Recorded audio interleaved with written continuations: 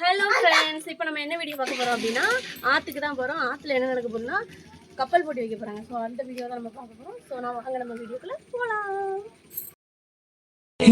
விரல் இடுக்குலவும் விரல் கிடக்கணும், நசுங்குற அளவுக்கு இருக்கு நாம் படிக்கணும். கண்ணை துறக்கையும் தெரியணும், உள்ள வரைக்குமே உனக்கு ஏட்டா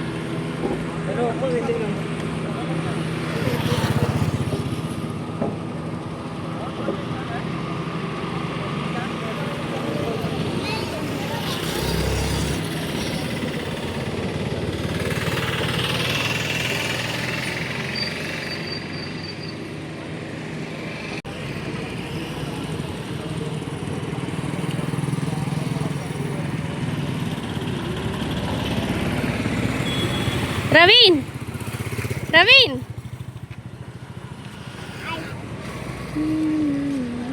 நாங்கள் முன்னாடியே வந்துட்டோம். மற்றவங்களுக்காக வெயிட் பண்ணிகிட்ருக்கோம். பட் ஆனால் அவங்க வேறு வழியாக போயிட்டாங்க. ஸோ நம்ம அந்த வழியில் போயிட்டு வீடியோ போடுறேன். ஸோ வந்தாச்சுங்க. ஸோ இந்த வழியை கண்டுபிடிச்சி வர்றதுக்குலாம் கொஞ்சம் போதும் ஆகிட்டு வந்தாச்சு. ஸோ வண்டியை கொண்டு போய் பார்க் பண்ணிவிட்டு நடந்து போகணும். கொஞ்சம் தூரம் நடந்து போகணும்னு சொன்னாங்க. சரி போவோம், எவ்வளோ தூரம் போகுதுன்னு போவோம் அப்படின்ட்டு நடந்து போயிட்டுருக்கோம். சிலவங்கலாம் போயிட்டு ரிட்டன் வந்துட்டுருக்காங்க. நாங்கள் நடந்து போய்கொண்டே இருக்கிறோம். ஸோ உங்களுக்கு காட்டுறேன், நீங்கள் கண்டிப்பாக பாருங்கள், ஓகேவா? ஸோ உங்களுக்குலாம் அது புதுசாக இருக்கும். நாங்கள் ஆல்ரெடி நிறைய டைம் பார்த்துருக்கோம். சரி உங்களுக்கும் இந்த டைம் காட்டலாமே அப்படின்னு சொல்லி தான். ஏன்னா நம்ம ஸ்டார்ட் பண்ணி இப்போ தானே ஃபஸ்ட்டு ஓணம் கப்பல் போட்டி வருது. ஸோ அது உங்களுக்கு காட்டாமே, அதனால தான். சரி போய்கிட்டே இருக்கோம், நடந்து போகுது போய்கிட்டே இருக்குது.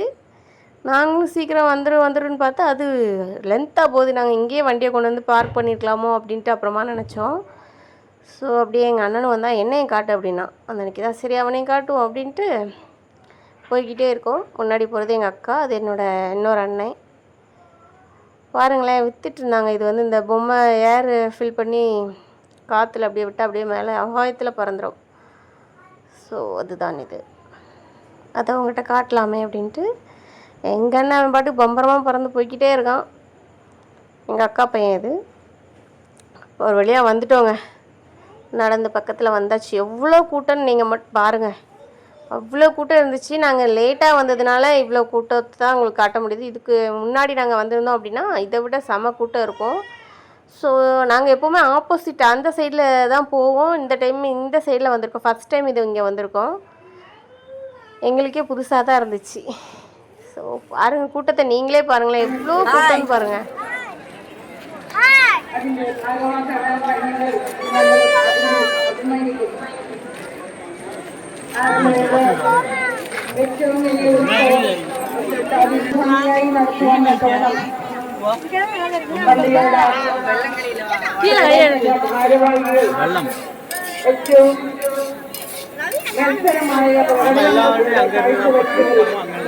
എല്ലാവരെയും അഭിനന്ദിക്കട്ടെ.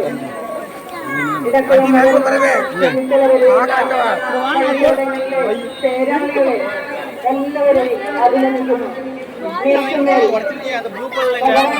ായിട്ടുള്ള നല്ല പ്രകാശം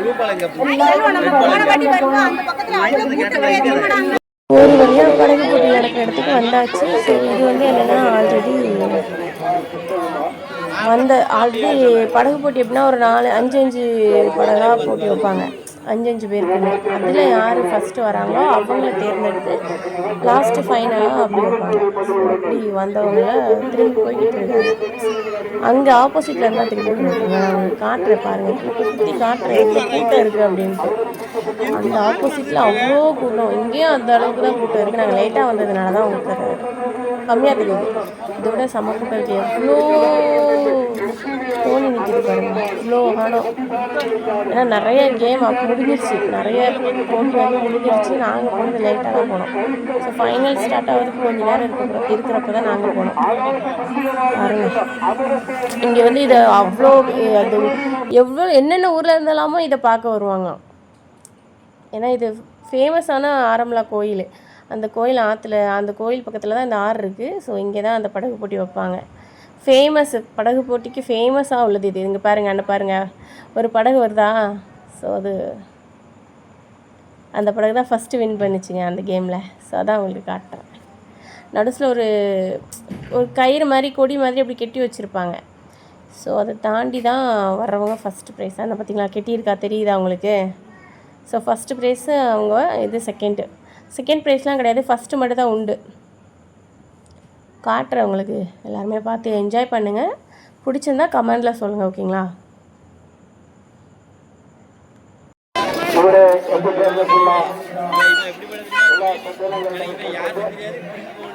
பம்பா யாதொரு காரணத்தாலும் பிளாஸ்டிக் மாலின்யங்களோ பேப்பர் மாலின்யங்களோ வழிபடுவது என அഭ്യർത്ഥിക്കുകയാണ്.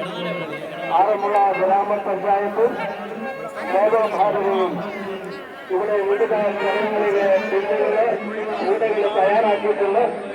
ആ വീടുകളിൽ വേണം ഈ പ്ലാസ്റ്റിക് മാലിന്യങ്ങൾ ഉപേക്ഷിക്കേണ്ടത് എന്നുള്ള കാര്യം അറിയിക്കുകയാണ്.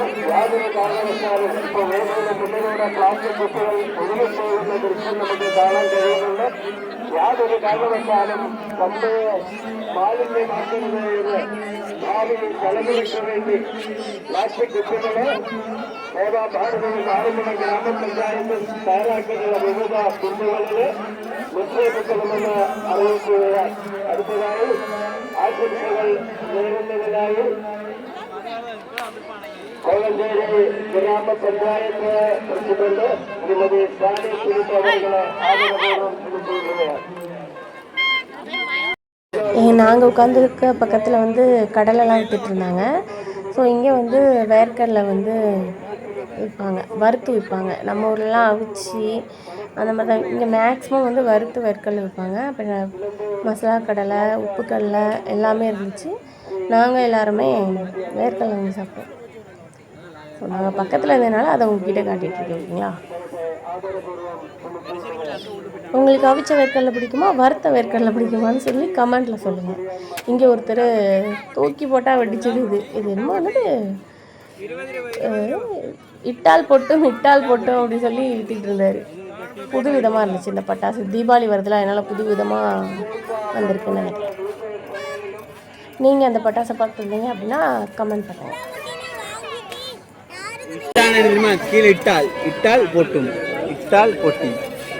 அதான் இட்டா போட்டி. இங்கே பாருங்க, ஹாய் சொல்லுங்கடா.